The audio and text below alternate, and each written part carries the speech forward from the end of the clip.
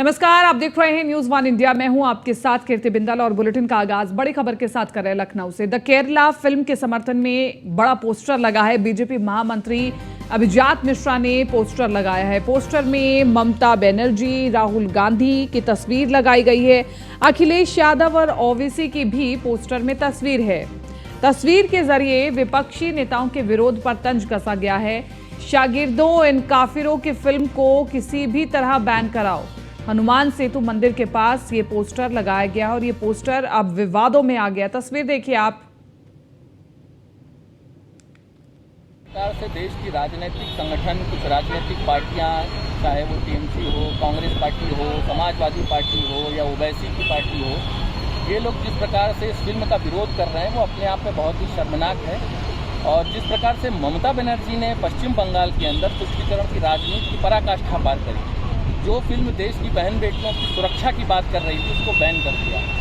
और जो नागरिक वहाँ के अपने परिवार के साथ में, अपनी बहन बेटियों के साथ में फिल्म देखने गए थे, उनके साथ में जिस प्रकार से अभद्रता करी गई, उनको मार पीट के सिनेमा घरों से बाहर फेंका गया, ये दिखाता है कि पश्चिम बंगाल में लोकतंत्र पूरी तरीके से ध्वस्त हो गया है।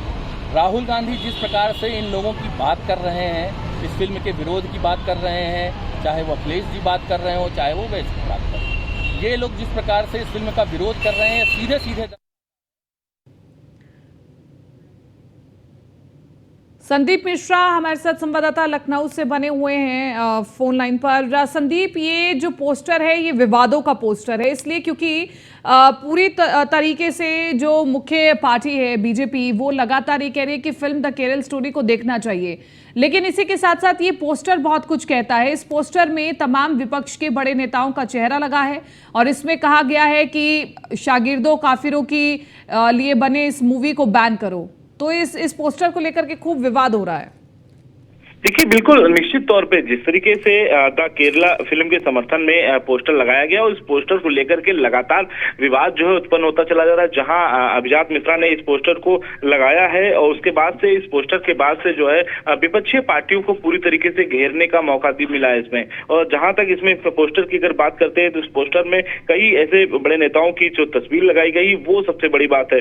जहां ममता जी की तस्वीर लगाई गई तथा राहुल, अखिलेश और ओवैसी की तस्वीर लगाई गई। इस पोस्टर के माध्यम से ये दर्शाया जा रहा है कि किस तरीके से इसको बहिष्कार किया जा रहा है और इसको कैसे ये लोग समर्थन नहीं दे रहे हैं। तो निश्चित तौर पे इस तरीके के पोस्टर को लगा करके ये विपक्ष पे साधा निशाना साधने का जो काम है वो करते नजर आ रहे हैं। इसके साथ ही हनुमान सेतु पे इस पोस्टर को लगाया गया है और लखनऊ के हनुमान सेतु है, हनुमान सेतु पे यहाँ पे इस पोस्टर का मतलब यही है साफ तौर के विपक्ष कैसे काम कर रहा है और विपक्ष की तस्वीरों को लगाना। तो ये सबसे बड़ी बात है कि जिस तरीके से विपक्ष पर हमला करना, ममता बनर्जी पे हमला करना, राहुल गांधी पे हमला करना, अखिलेश पे, ओवैसी पे, इन सभी को तस्वीरें उस पोस्टर में लगाई गई हैं। इससे ये साबित करना चाहते हैं कि किस तरीके से इस मूवी का विपक्षी पार्टी जो है विरोध कर रही है। जी ठीक है संदीप, शुक्रिया तमाम इस जानकारी के लिए।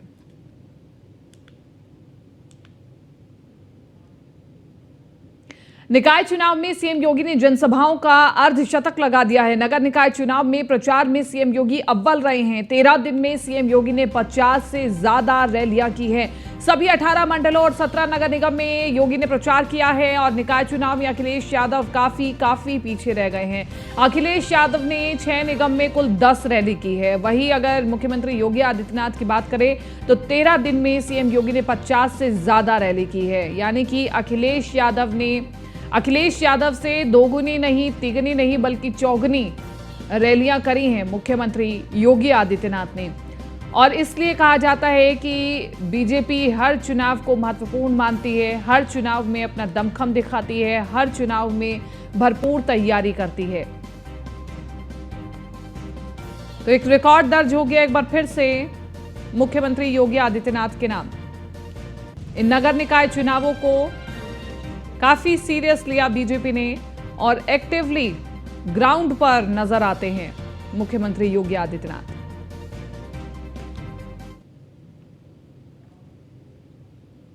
यूपी निकाय चुनाव में दूसरे चरण का मतदान कल होगा, 11 मई को होगा। दूसरे चरण में 38 जिलों में मतदान। दूसरे चरण में 7 नगर निगम के लिए चुनाव होने हैं। 7 नगर निगमों में मेयर पद पर मैदान में 90 प्रत्याशी हैं और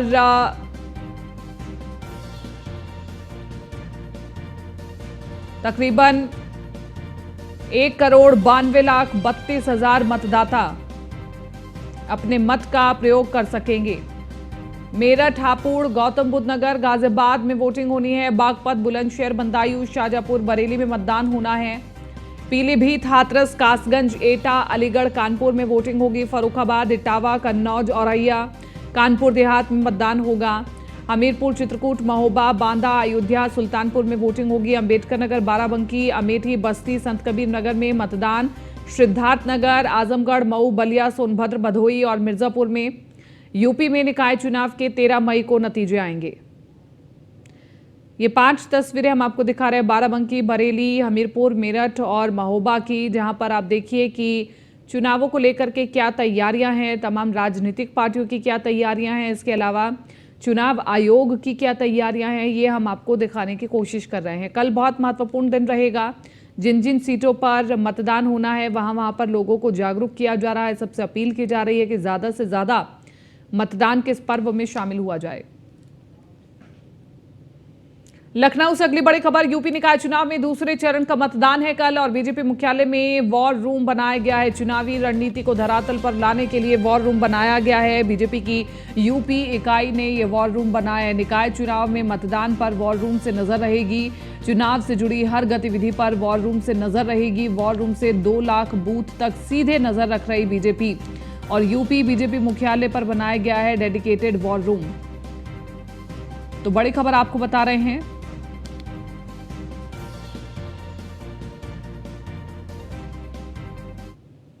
वहीं हमारे संवाददाता मनीष मिश्रा ने वॉर रूम का जायजा लिया, दिखाते हैं आपको। चुनाव 2023 की जहां रणनीति तैयार की जा रही थी, वहीं अब जब दोनों चरणों का मतदान की जो प्रचार प्रसार है वो थम गया है। 11 तारीख यानी कल मतदान होना है, उसको लेके भारतीय जनता पार्टी किस तरह से अपनी रणनीति को धरातल पर उतारती है, इसको लेके एक वॉर रूम बनाया गया है। हम उसी वॉर रूम में इस समय खड़े हैं। हम आपको दिखाएंगे किस तरीके से पहले जो स्टार्टिंग होती है किसी भी वॉर रूम में, जब आपको शुरुआत की जाती है उसके लिए आपको चाहिए होता है कि पर्टिकुलर मैप चाहिए होता है, किस तरीके से आप उस रणनीति को उतारेंगे, उसको धरातल पर उतारेंगे, उसके लिए आप पूरा लिखित किया जाता है। आप देख सकते हैं इसमें पूरा दिया गया है किस तरीके से जो क्रमबद्ध चुनाव था, किस तरीके से क्षेत्र बटे थे, चाहे उग्र क्षेत्र हो, अवध क्षेत्र हो, गोरखपुर क्षेत्र हो, काशी क्षेत्र हो, कानपुर क्षेत्र हो, उन सबको क्षेत्र को डिवाइड किया गया था। किस तरीके से बूथ हैं, किसने बूथ हैं, कहाँ पे किसकी जिम्मेदारी देगी, ये भी पूरी तय की गई थी। आप देख सकते हैं यहाँ पे पूरा जो मैनेजमेंट है वो यहाँ पे पूरा बैठे हैं। प्रदेश मंत्री भी यहाँ पे सब बैठे हुए हैं। आईटी की जो टीम है वो यहाँ बैठी हुई है। अब मैं आपको लेके चलूंगा कि जहाँ से वॉर रूम की जो स्टार्टिंग होती है, जो शुरुआत होती है, एक रणनीति बनाई जाती है किस तरीके से आप जब क्षेत्र डिवाइड किया जाता है, फिर उसके बाद जिम्मेदारी दी जाती है कि आपको किस तरीके से आप कहाँ पे प्रचार प्रसार के लिए जाएंगे। तो हम इस समय एविएशन डिपार्टमेंट में हैं। एविएशन डिपार्टमेंट में हम दिखाएंगे किस तरीके से जो लोग होते थे, जो नेता होते थे, जिनको जाने आने की सहूलियत की जाती थी, किस तरह से लोग जाते हैं, उनको किस तरह की सुविधाएं दी जाएंगी, कौन किस प्लेन से, चार्टर से या फिर चॉपर से जाएगा, उसकी जिम्मेदारी वहाँ पे तय की जाती थी। साथ ही साथ एक पर्टिकुलर डेडिकेटेड एक वॉर रूम बनाया गया। आप देख सकते हैं वॉर रूम है। वॉर रूम की हम आपको तस्वीरें दिखाएंगे कि कैसे ये वॉर रूम काम करता है। आप देख सकते हैं यहाँ पे पूरी डेडिकेटेड एक टीम बैठी हुई है वॉर रूम की। एक बड़ा सा मैप आपको यहाँ पे दिखता है कि जो मैप पूरी तैयार किया गया है कि इस तरीके से पूरी चुनावी रणनीति बनाई जा रही है। सबसे अहम चीज़ होती है कि वॉर रूम का जो इस्तेमाल है वो है कि चुनाव प्रचार थमने के बाद जो सबसे अहम जिम्मेदारी होती है किस तरीके से अपने बूथ पे लोगों को मजबूत किया जाए, बूथ लेवल पे जो परेशानी है वो देखी जाए और मतदाताओं को मत दे केंद्र तक पहुंचाने की जो जिम्मेदारी होती है, जो अहम जिम्मेदारी होती है वो यहाँ पे होती है। तो उसको लेके भी पूरी टीम यहाँ पे बनाई गई है। हमारे साथ हम बात करेंगे कि प्रदेश महामंत्री जी हैं संजय राय जी, उनकी देखरेख में पूरा काम चल रहा है यहाँ पे और उनके साथ हम बात करेंगे। संजय जी, पूरा हम देख रहे हैं कि एक डेडिकेटेड वॉर रूम बनाया गया है, डेडिकेटेड रूम की तरह आप पूरा काम कर रहे हैं। इस वॉर रूम की क्या रणनीति है, क्योंकि एक रणनीति के तहत आप लोग काम करें, उसको धरातल बताने के लिए क्या क्या इसके मेन एजेंडे रहेंगे? भारतीय जनता पार्टी जिस प्रकार से लोकसभा और विधानसभा चुनाव को गंभीरता से लेती है, ठीक उसी तर्ज पर नगर निकाय के इस चुनाव को भी उतनी ही गंभीरता से लेकर के जो है इसको संचालित कर रही है, इस चुनाव को करा रही है।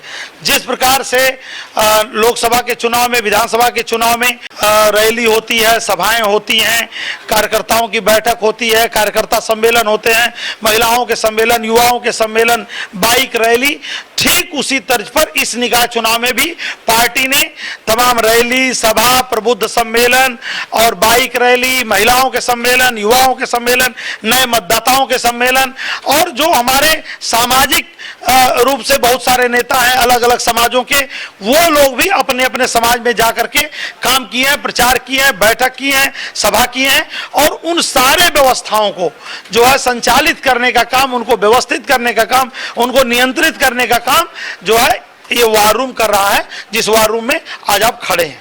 कैसे देखते हैं कि अब जो चुनौती सबसे ज्यादा चुनौती मानते हैं कि मतदाताओं को मत केंद्र तक पहुंचाने की?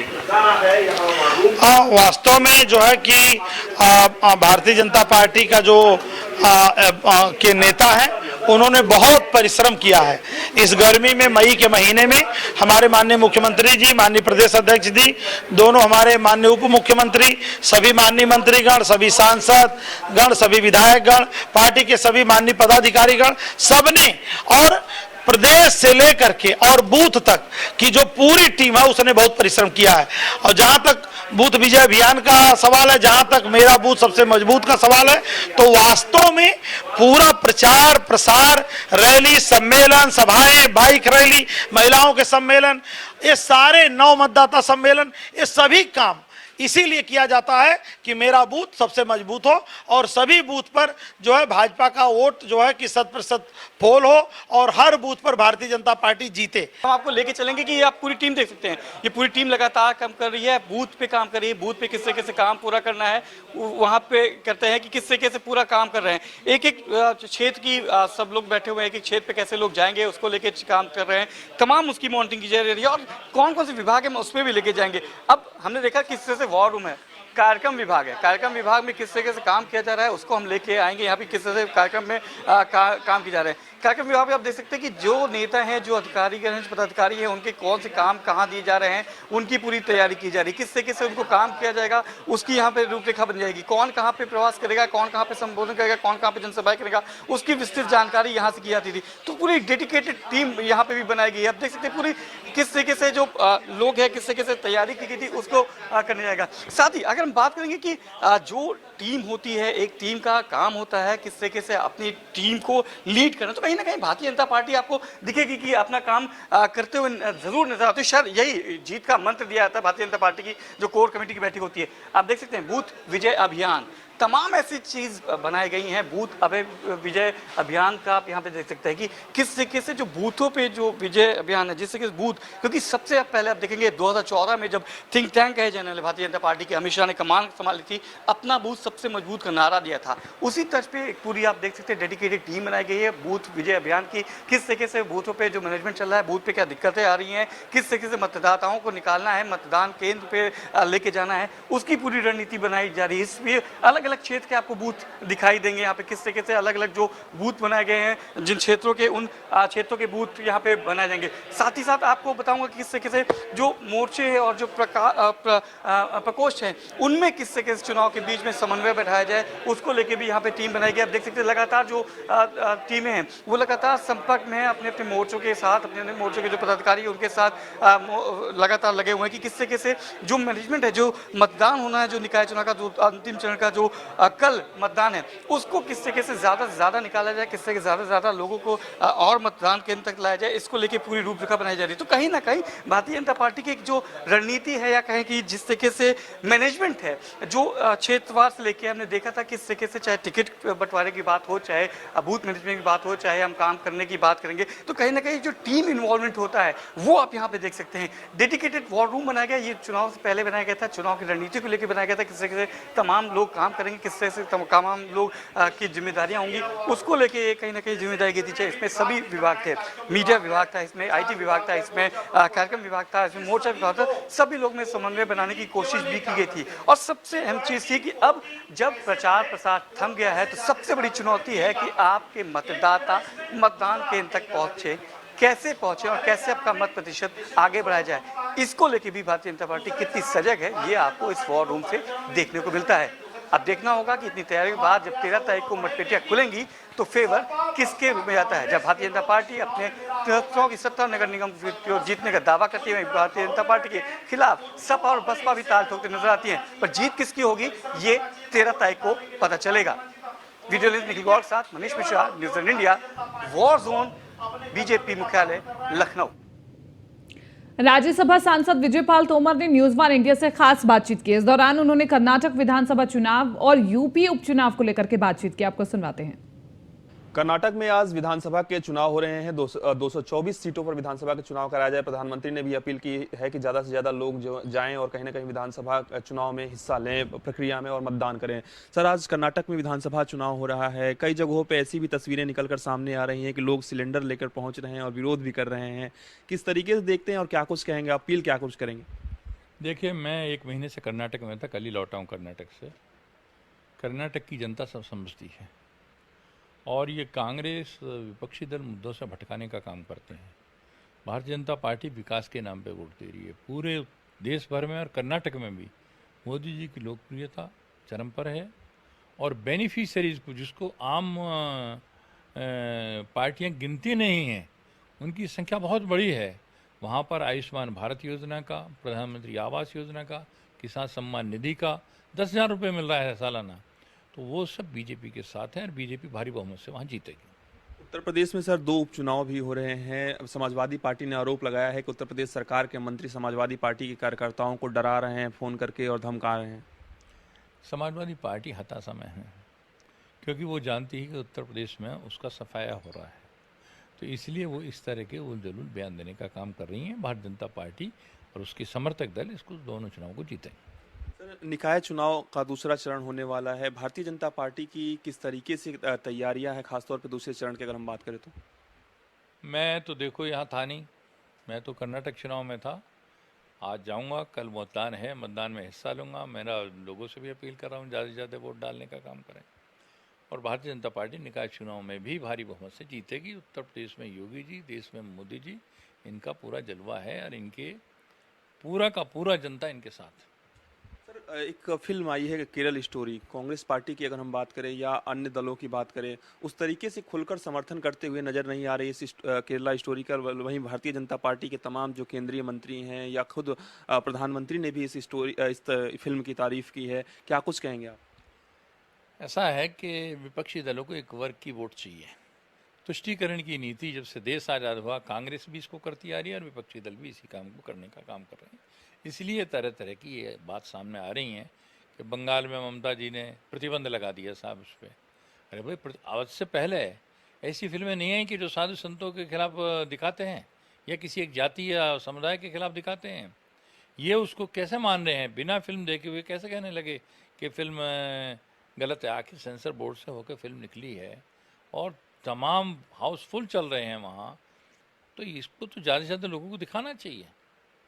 उत्तर प्रदेश में इस फिल्म को टैक्स फ्री किया गया है। केंद्रीय मंत्री गिरिराज सिंह ने मांग की है कि बिहार में भी इस फिल्म को टैक्स फ्री कर देना चाहिए। आप भी इस मांग को जायज़ मानते हैं? मैं तो उत्तर प्रदेश के मुख्यमंत्री जी को बधाई देना चाहता हूँ। यदि सच्चाई है और सच्चाई दिखा रहे हैं तो ज़्यादा से ज़्यादा जनता तक कैसे पहुँचाए। तो अच्छा किया, ये माफ़ किया और सरकारों को भी करना चाहिए टैक्स फ्री।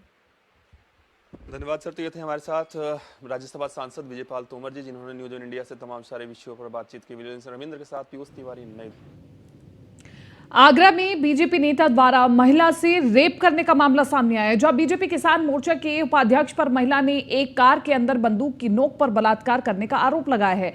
बीजेपी नेता हरेंद्र सिंह पर थाना शमशाबाद क्षेत्र निवासी एक महिला द्वारा बाद दाखिल करने पर न्यायालय के आदेश पर दुष्कर्म समेत कई गंभीर धाराओं में मुकदमा दर्ज कराया है। महिला का आरोप है कि बीती 12 फरवरी को बीजेपी नेता हरेंद्र सिंह अपने सफेद रंग की लग्जरी कार में आए, जिसके बाद परिचित होने के नाते गाड़ी रोककर उसे लिफ्ट के बहाने गाड़ी में बिठा लिया। थोड़ी दूर चलने के बाद उन लोगों ने अश्लील हरकत करना शुरू कर दिया। वहीं भाजपा नेता हरेंद्र ने मामले को अपने खिलाफ साजिश बताया है।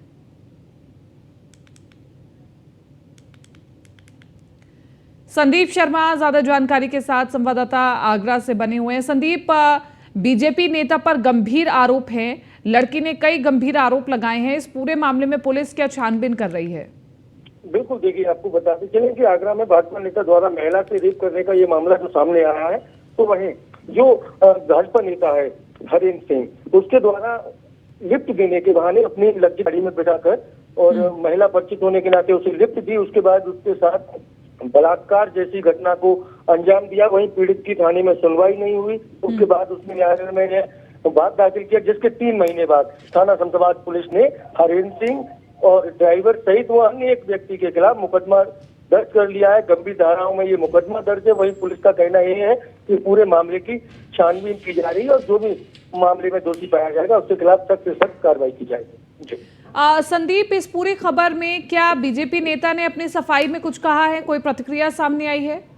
बिल्कुल, देखिए, अगर हमारी इस विषय पर बीजेपी नेता से बात हुई तो उसका कहना यही है कि मामले में साजिश बताई है और उसने अपने आप को बताया है कि राजनीति के तहत मुझे फंसाया जा रहा है और इस साजिश के तहत फर्जी मुकदमा कायम किया गया है। लेकिन ये तो देखने वाली बात होगी पुलिस की जांच में सामने निकल के क्या आता है कि आखिर इस घटना, इस तरह की भाजपा नेता ही इस तरह की घटनाओं को अंजाम देगा तो आने वाले समय में लोग किस तरह का पुलिस से एक उम्मीद रखेंगे। तो कहीं ना कहीं इस तरह के मामले जो निकलकर सामने आ रहे हैं तो उन पर पुलिस की कड़ाई चाहिए, जिसके बाद ऐसे लोगों पर कार्रवाई हो।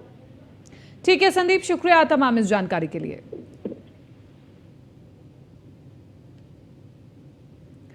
तो बीजेपी नेता ने मामले को साजिश बताया है और अभी इस पूरे मामले में छानबीन चल रही है। बीजेपी नेता के खिलाफ रेप का मुकदमा दर्ज कराया, जो कि अपने आप में एक बड़ा गंभीर आरोप है। साथ के साथ लड़की ने यह भी कहा है कि पिस्टल की नोक पर उसके साथ बलात्कार किया गया है। अब कितनी इस मामले में सच्चाई है ये तो पुलिस छानबीन के बाद ही पता कर पाएगी, लेकिन 3 महीने बाद ये पूरा मामला दर्ज होता है। 3 महीने से पीड़िता बार बार थाने में जाती है शिकायत करने के लिए, लेकिन शिकायत दर्ज नहीं होती है। 3 महीने तक पीड़िता चक्कर लगाती है और अब 3 महीने बाद शमशाबाद पुलिस ने मामला दर्ज कर लिया है। इस पूरे मामले में छानबीन चल रही है, लेकिन किसी भी राजनीतिक नेता के लिए ये एक बड़ा और गंभीर आरोप है।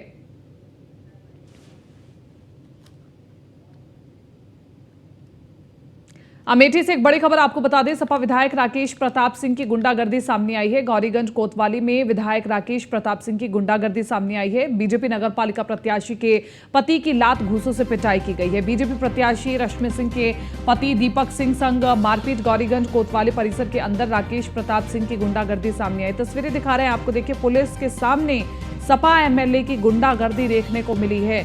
बीजेपी प्रत्याशी रश्मि सिंह के पति दीपक सिंह संग मारपीट की गई है और ये तस्वीरें देखिए, तस्वीरें बताती है कि राजनीति किस और जा रही है, किस और गति कर रही है, जहां पर बड़े बड़े चेहरे आपस में लड़ रहे हैं, भिड़ रहे हैं, दोनों के बीच में लड़ाई हो रही है। लेकिन बड़ा सवाल हम ये पूछते हैं कि अगर विधायक है तो क्या गुंडागर्दी का लाइसेंस मिल गया है?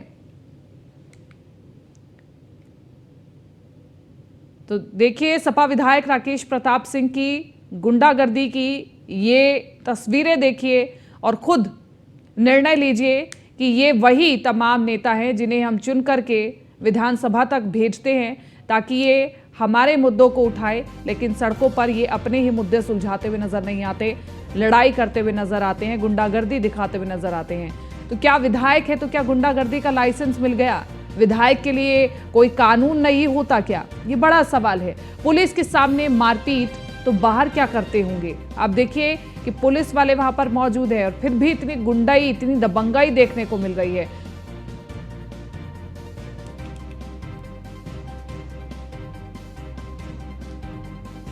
समर्थकों ने मुझ पे ईंटों की मोटी मोटी धारों से जिस तरीके से मुझ पे चारों तरफ से आक्रमण किए, आक्रमण मतलब जानलेवा हमला या मारने का, मार डालने की स्थिति में मेरे ऊपर जिस तरीके से मारा गया, उसका भाई, विधायक का भाई उमेश प्रताप सिंह मेरी गाड़ी के सामने वीडियो, शायद यहाँ पे कुछ मीडिया कर्मी भी रहे हों, उनके पास वीडियोस भी हों, और उस कहता है मारो इसको, मार डालो इसको।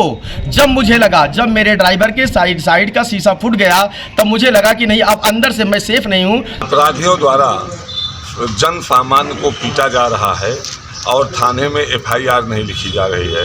अपराधियों द्वारा जन सामान्य की गाड़ियों का शीशा तोड़ा जा रहा है, एफआईआर नहीं लिखी जा रही है। हमारे कार्यकर्ताओं की सुरक्षा, लोगों द्वारा किए गए कृत्यों के खिलाफ एफआईआर और अपने और अपने समर्थकों की जान माल की सुरक्षा और अपराधियों को इस नगर पालिका में आने से मना किया जाए। अभी पुलिस तुरंत मौके पर पहुंच के शांति बना के रखा है। अभी जो चोटिल हैं उन लोगों का इलाज के लिए भेजा जा रहा है और दोनों के खिलाफ कानूनी कार्रवाई भी की जाए। दोनों पार्टी अचानक आमने सामने आ गए थे। पुलिस फोर्स रिस्पॉन्ड करने के पहले हल्का फुल्का इन लोगों का हाथापाई हो गई थी। इसमें पुलिस ने तुरंत कंट्रोल कर दिया है। अभी लॉ एंड ऑर्डर सामान्य है। जो भी गलती किया उन लोगों के खिलाफ कानूनी कार्रवाई की जाए। अगली बड़ी खबर लखनऊ से बता रहे हैं, निकाय चुनाव के बीच बीजेपी ने लॉन्च किया नया गाना। सपा की ABCD नाम से गाने को शेयर किया है। यूपी बीजेपी ने ये वीडियो अब शेयर कर दिया है ट्वीट के माध्यम से। तो बड़ी खबर आपको बता रहे हैं, अब एक दूसरे पर समाजवादी पार्टी और बीजेपी एक दूसरे पर गानों के माध्यम से निशाना साध रहे हैं। अब समाजवादी पार्टी के लिए एक नया गाना लॉन्च हुआ है जिसे मुझे लगता है सभी सुनना भी चाहेंगे। ABCD करके की गवाही। ये समाजवादी पार्टी की ABCD ही उल्टी है। बिल्कुल सही सुना है आपने कि समाजवादियों की ABCD भी उल्टी है, क्योंकि इनकी डिक्शनरी के हिसाब से A से अपराध और आतंक होता है, जिसके लिए इन्होंने अतीक और आजम जैसे भूमाफियाओं को रखा है। B से भाई भतीजावाद, जिसके लिए इन्होंने प्रदेश के लाखों होनहार युवाओं के भविष्य की बलि दी थी। C से करप्शन, जिसकी गवाही आज दीवारों से निकलते अरबों रुपए दे रहे हैं। D से दंगा, जिसकी आग की लपटों में पश्चिमी यूपी समेत पूरा प्रदेश जला करता था। E से एग्जाम, जिसमें ये जमकर पक्षपात और जातिवाद किया करते थे। F से फिरौती, जो खुलेआम इनके राज में व्यापारियों को डरा धमका कर मांगी जाती थी। G से गुंडागर्दी, जो लाल टोपी वाले सपाइयों का पसंदीदा काम है। H से हत्याएं, जो सपा के राज में रोजाना 13 हुआ करती थी। I से फिलहाल इस बुलेटिन में मेरे साथ इतना ही। दीजिए इजाजत, नमस्कार।